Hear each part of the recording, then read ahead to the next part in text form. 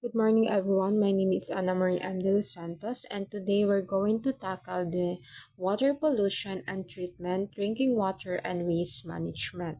So, what is water pollution? Pollution is a significant environmental issue affecting human health and ecosystem.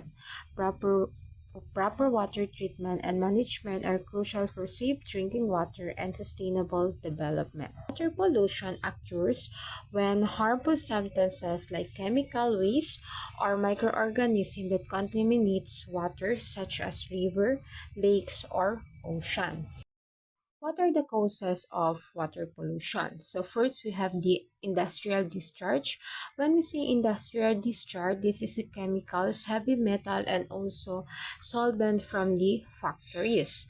So next we have the agricultural runoff. So when we say agricultural runoff, this is the things that farmer use in their farm. So first we have the fertilizer, pesticides, and animal waste. So third we have the solid waste. So when we say solid waste, this is the improper disposal of garbage, like throwing garbage in the river, oceans, or lakes. So how to ensure safety drinking water?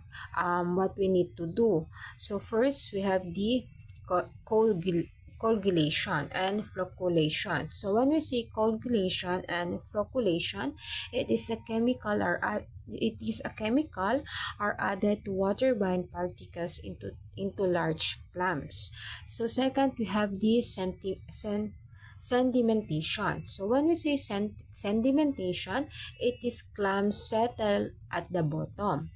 And third, we have the filtration. So when we see filtration, it is water passes through sand, gravel, or membranes to remove remaining particles. And lastly, we have disinfection. So when in disinfection, we need to use chlorine, ozone, or UV light used to kill pathogens. Recommendation: implement sustainable water management practices, invest in water treatment infrastructure, and promote building awareness and education. So that's all for my report. Thank you and God bless.